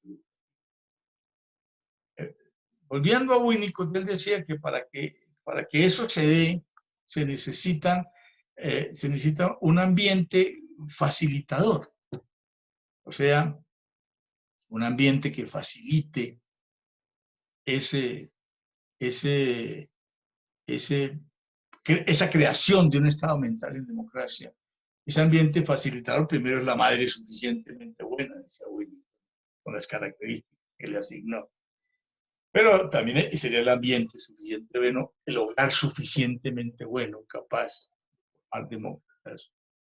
Y obviamente masa crítica, en un momento dado, masa crítica democrática que haga posible el cambio. Claro, los peligros son enormes, ustedes lo han dicho. Primero es el autoritarismo generado por quién. Uno se pregunta cosas, ¿no? ¿Quién está interesado en modelos autoritarios y en regímenes violentadores? ¿Quién está interesado? ¿Por qué? ¿No? ¿Por qué aparecen esos modelos? Entonces cae uno en la tentación de creerse la teoría de los complots mundiales, ¿no? Pero es claro que uno de los peligros más grandes que tiene la democracia es la hiperconcentración de la riqueza. Eso de que el 10% de la población y de ese 10%, 20 personas con nombre propio tengan el 90% del dinero de la humanidad. Eso nunca se había visto. Esos seres son un hombre como el dueño de Amazon, es más poderoso que cualquier emperador de cualquier tiempo de la historia. Y esos cuidan su plática, y para cuidarla entonces manipulan, y generan modelos mentales, como es todo el consumismo. Yo escribí un libro sobre ese tema específicamente, que se llama Prioridad al pervertir a los niños, que la prioridad del consumismo es la perversión infantil, perversión desde el punto de vista psicoanalítico, ¿no?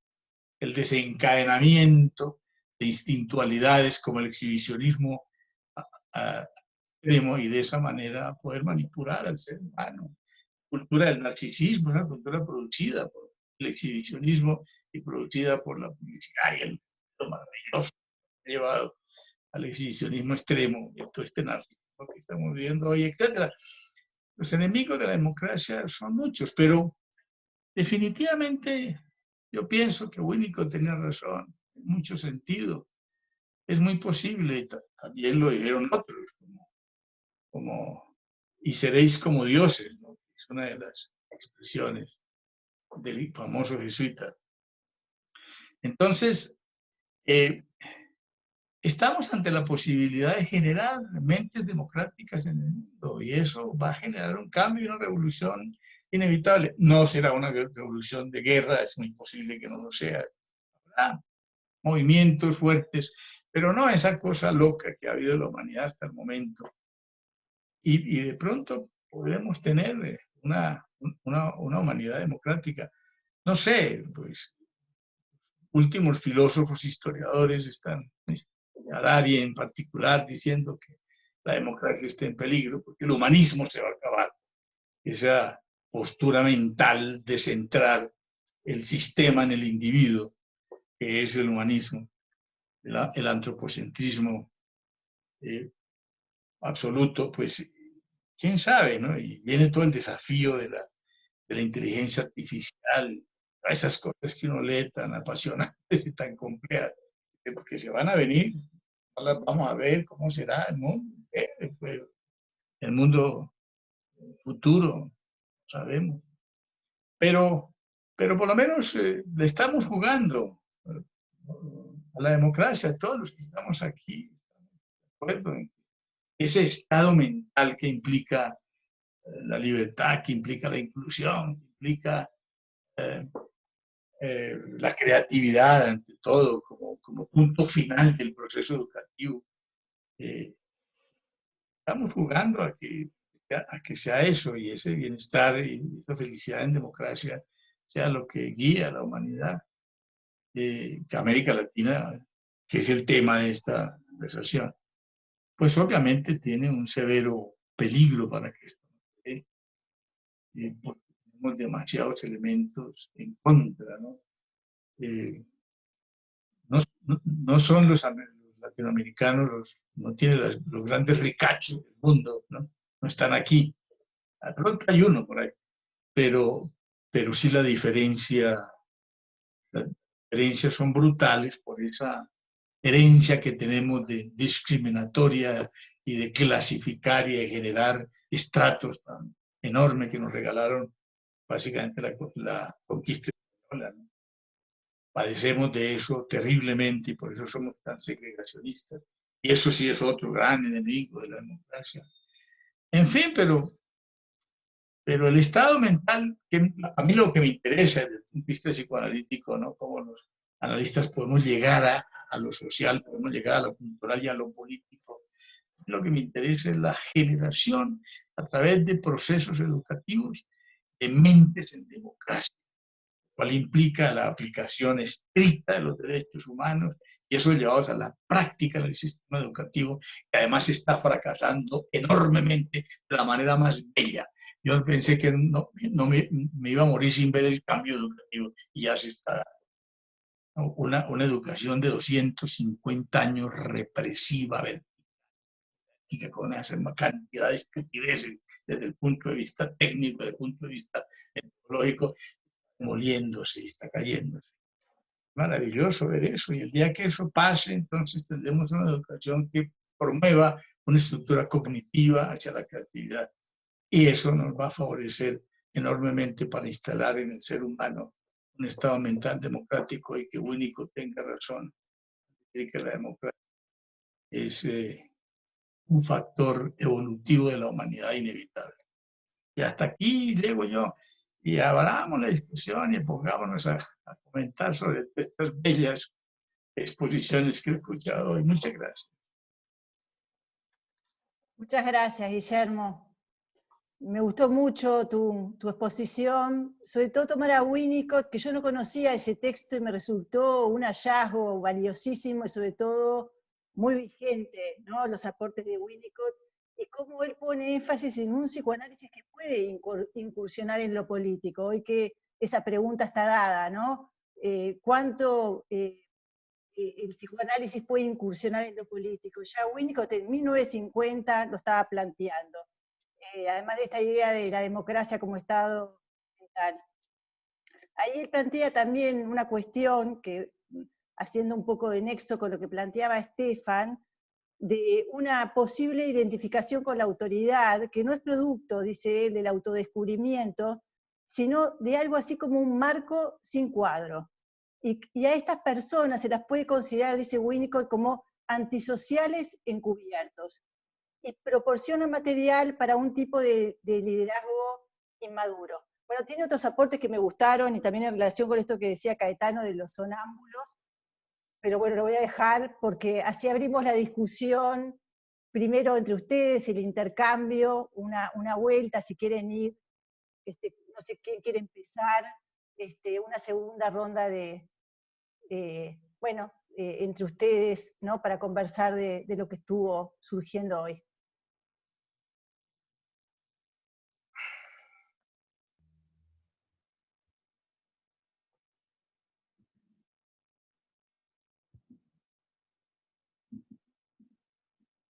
Rodrigo, le toca a usted primero. No se escucha, Abre el micrófono.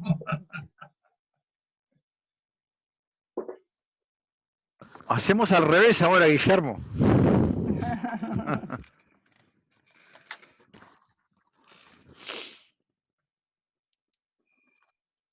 A ¿Cómo ver. quieren? Gerardo. yo puedo hacer una pregunta, a ver, capaz que no está con, ¿no? Pero de las cosas que, de esto de los sonámbulos, ¿no? Y también de esta idea de un momento de confusión democrática que tú planteabas, Gerardo, ¿no? En estos momentos que creo que es algo que nos concierta a todos, ¿no? Esto que se hacen pasar contenidos y prácticas muy poco democráticas, ¿no? Sí, muy lindo eso. Eso es muy bueno, ¿no? Y esto que se incluye también, no sé si se puede incluir, esta tendencia de los gobiernos de gobernar desgobernando, ¿no? Gobiernos pro caos, donde se cancela todo esfuerzo activo por organizar, cohesionar a la sociedad. Y algo que yo leí, Gerardo, que tú también planteabas en la revista de APU, en la última entrevista, de este imperio de la autoverdad, decías tú, ¿no? Tomando un concepto de Eliane Brum. Bueno, cortito. Lo voy a intentar por lo menos.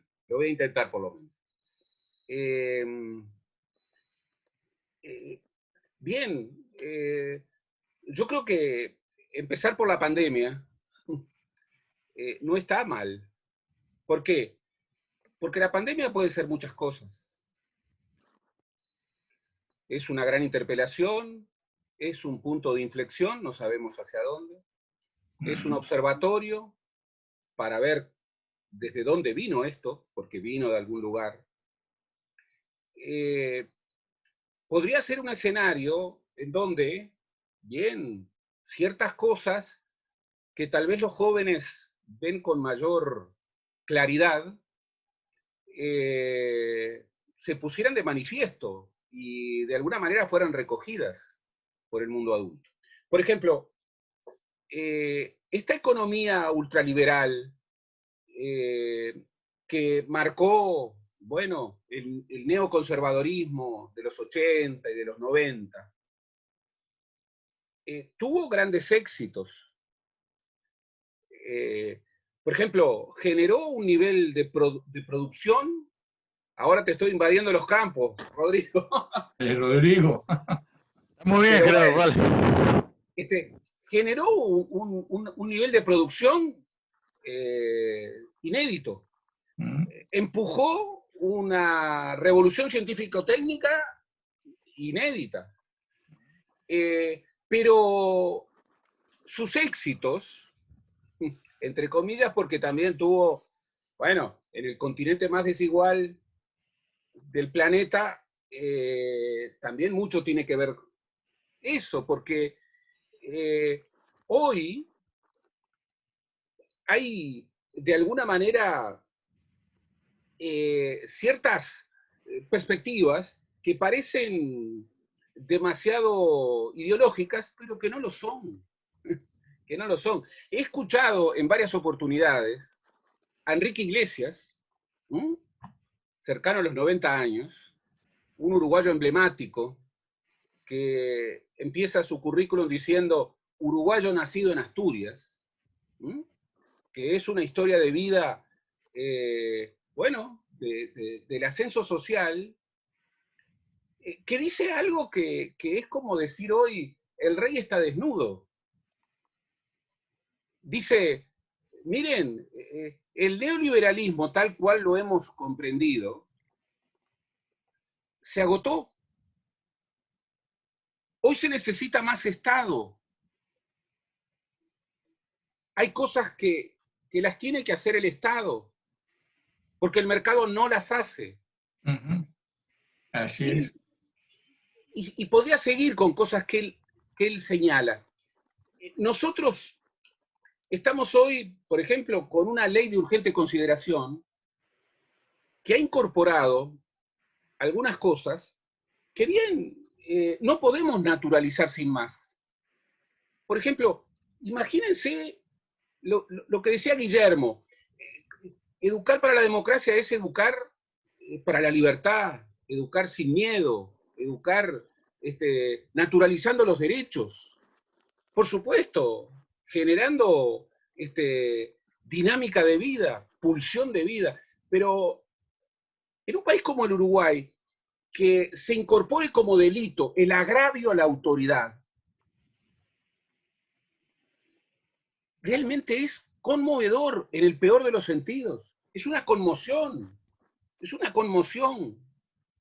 No podemos naturalizar que el agravio a la autoridad, y además la primera versión decía, todo escrito, acto, o sea, hasta una serie de sustantivos que impliquen un agravio a la autoridad,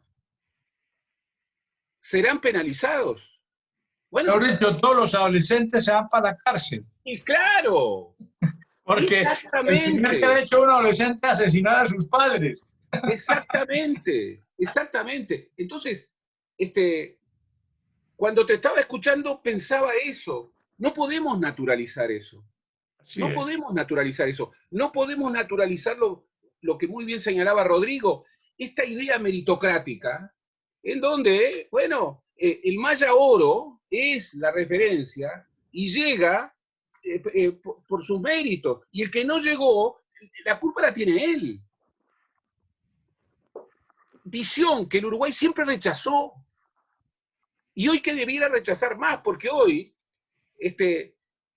sabemos que el que no puede ascender en educación, el hijo de los pobres, empieza a perder en el vientre de la madre.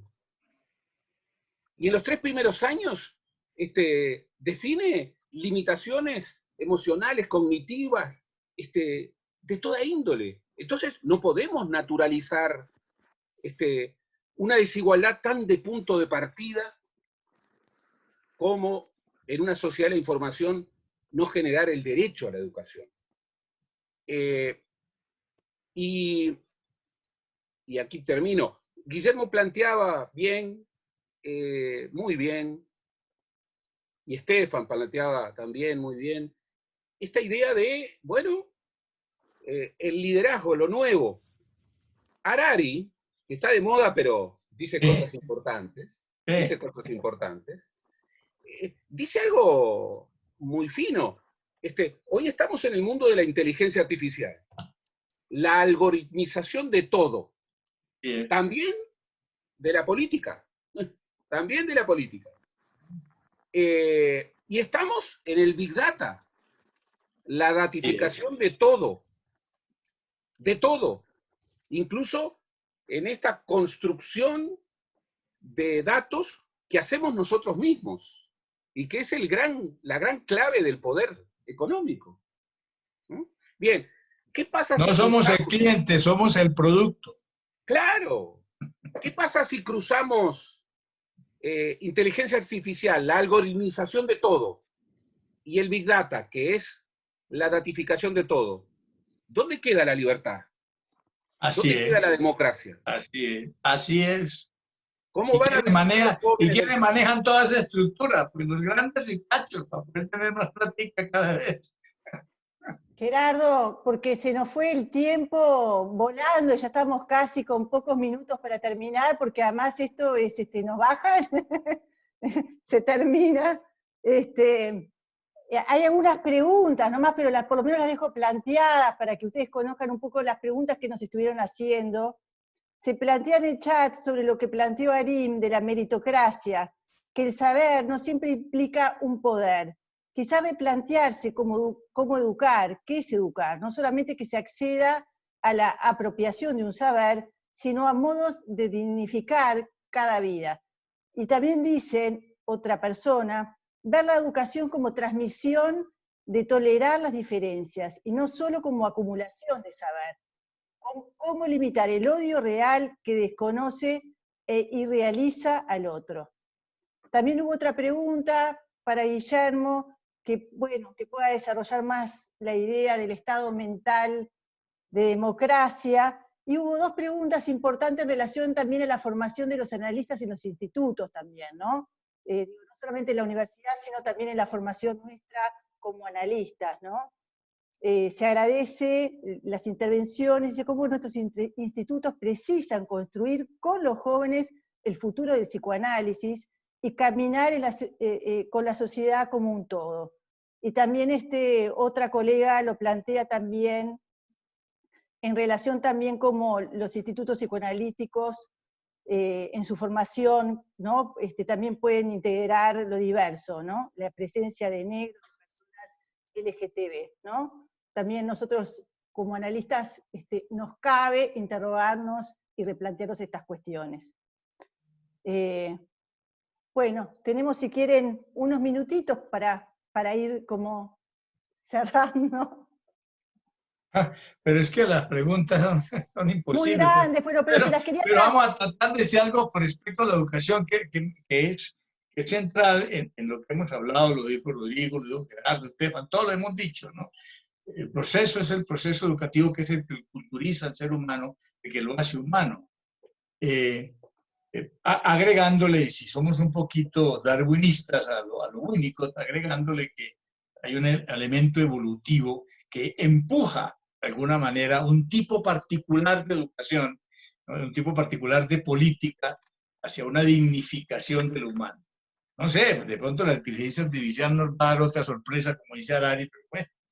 Entonces, el tema, sí, la educación es el proceso por el cual se culturiza en un paradigma, eso incluye los conocimientos, obviamente.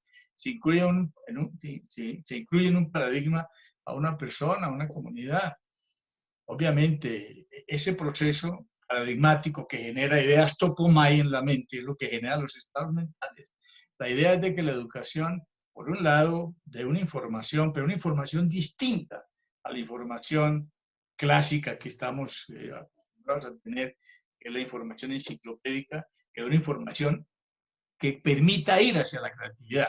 Esa es la educación de la posmodernidad.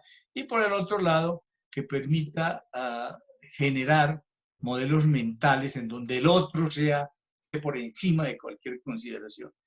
El otro incluye la naturaleza, que esos son los paradigmas de la gente actual, de la gente joven actual. Y así tendríamos una cultura del amor, un poco siguiendo a varios pensadores psicoanalíticos. La educación es el proceso y debe poderse acceder de manera absoluta a ella. Y por eso los estados deben ser, como dice Gerardo, un poco más fuertes. A ese neoliberalismo atentatorio que llena los bolsillos de los ricachos. Unos estados más fuertes, pero amorosamente más fuertes, y estados manejados por verdaderos estadistas. Digámoslo más claro, ¿no? Guillermo, se nos va a cortar la comunicación. ¿Quieren Estefan, Rodrigo, algunas últimas palabras? Una nota a pie casi. Sí. Hay una dimensión que no entró en juego en la mesa, pero que para América Latina es relevante, que es la transición demográfica desigual. Porque en realidad eso no está generando la diversidad de juventudes que siempre existió. También tenemos una ventana temporal en donde esa juventud de los jóvenes en 20 años van a provenir en términos proporcionales de hogares más carenciados de lo que venían hoy. Los universitarios tendemos a tener menos hijos y más tarde. Y esa tendencia, el resto de la sociedad termina acoplándose en algún momento del tiempo a la transición demográfica, pero en el camino para América Latina lo que vamos a tener va a ser una juventud más diversa, más cosmopolita, pero también más vulnerable. Y eso es importante tener en cuenta cuando empezamos a construir bases para la educación en general, pero también para la participación democrática. La herencia familiar, el entorno familiar de desarrollo, no va a ser un entorno más favorable en términos relativos, siempre en términos relativos, ¿verdad? Que tiene que ver con estas lógicas demográficas que está atravesando el continente a distintas velocidades. Y yo solamente quiero añadir también como una nota muy pequeña a pie de página, algo que nos interesa mucho a dos, digamos, profesionales que nos apasiona la historia, los historiadores y los psicoanalistas, ¿no es cierto? El impacto que tiene el desmoronamiento de los cánones de lo que era tradicionalmente visto como la verdad, es decir, el impacto, la incursión que ha tenido el fake news en nuestras vidas y en nuestra, en nuestra posibilidad de dudar absolutamente de todo. Y yo estoy muy de acuerdo contigo, Guillermo, en que la educación es la base de todo. Pero mi gran pregunta es, ¿cómo educar, ¿no?